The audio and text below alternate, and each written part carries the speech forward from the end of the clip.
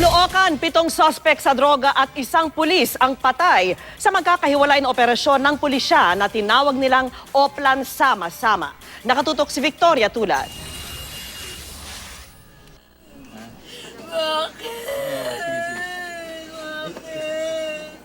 Hindi raw kayang tanggapin ni Aurea Villaroman ang pagkamatay ng kinakasamang si Regan Montoya sa kamay ng mga pulis kagabi.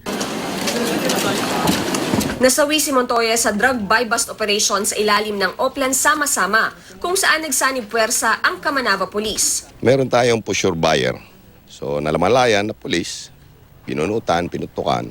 Siyempre, mga pulis natin, pagtatanggol din ng sarili nila.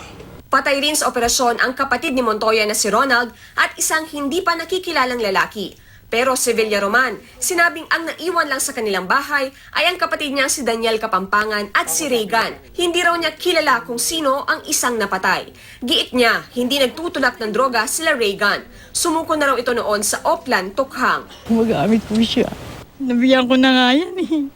Maraming nagrereklamo sa kanila tuwing gabi.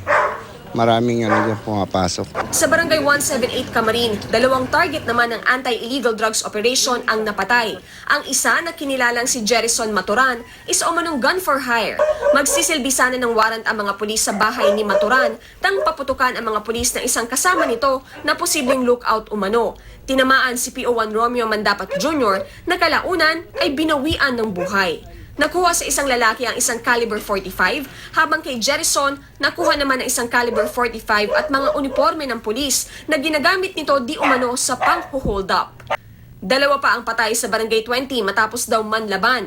Ayon sa mga pulis, drug pusher sina Julian Daita alias Ipe at si alias Gary. Arestado naman ang 3 katao na nasa drugs watchlist daw ng barangay. Victoria Tulad, nakatutok, 24 oras.